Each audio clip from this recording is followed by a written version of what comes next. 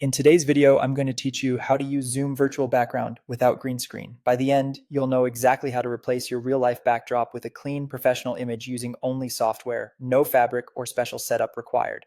First, open the Zoom desktop application and make sure you're signed into your account.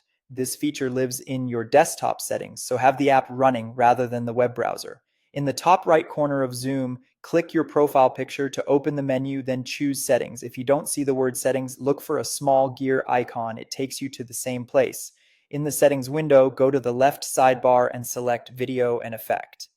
Within that section, click on Virtual Backgrounds. This is where you control the backgrounds that appear behind you on camera.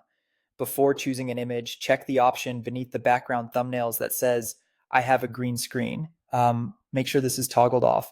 Turning it off tells Zoom to use Smart Background Separation, which analyzes you in the frame and replaces everything behind you, even without a physical screen. Now try it out.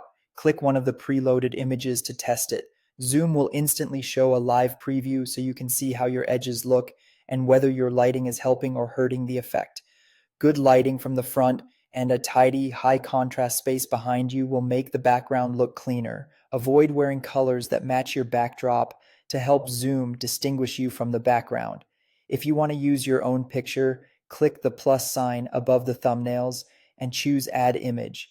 Pick a high resolution, landscape oriented image for best results. Once you add it, it appears in the list alongside the built in options, and you can click it to try it out immediately. If you want to compare, feel free to click another one of the preloaded images to test again and see which look you prefer. Watch the preview as you move slightly, raise a hand, or turn your head. This helps you spot any flicker or blur around your outline. If you notice artifacts, try brightening your room evenly, stepping a little farther from the camera, or simplifying the real background so the software can separate you more accurately.